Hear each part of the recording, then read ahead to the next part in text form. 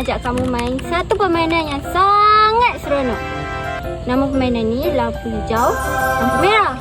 Jadi kamu semua tahu ke macam mana nak main permainan ni? Macam mana tu cikgu?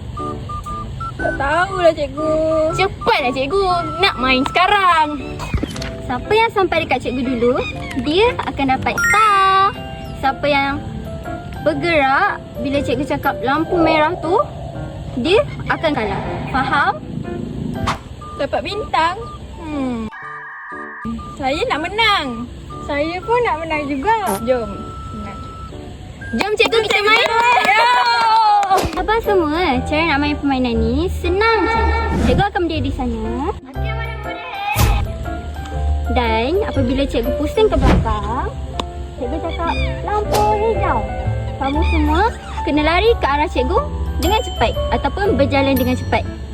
Dan bila cikgu pusing ke hadapan balik dan cikgu sebut lampu merah, kamu semua kena berhenti macam patung. Mudah kan? Murid, sedia? 1, 2, 3. Lampu hijau.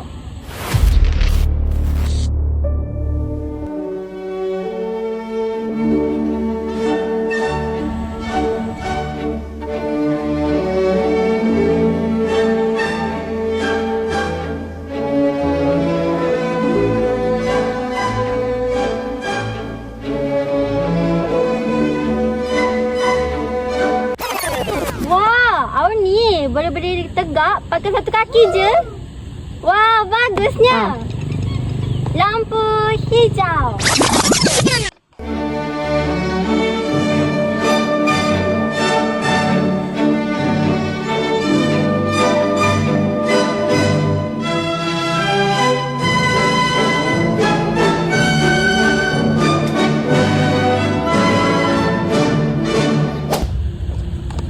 Awak okey?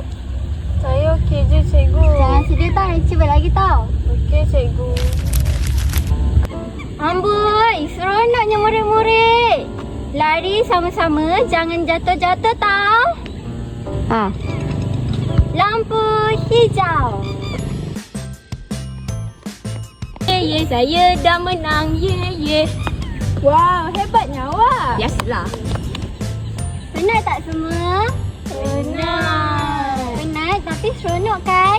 Seronok. Hari ni kita belajar mendengar arahan dan imbangkan anggota badan.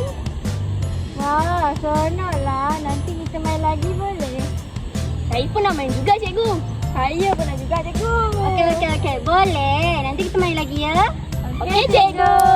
Aktiviti ini sangat sesuai kerana ia membantu membina disiplin kanak-kanak serta mengasah koordinasi motor kasar kanak-kanak melalui aktiviti yang menyeronokkan dan menggembirakan.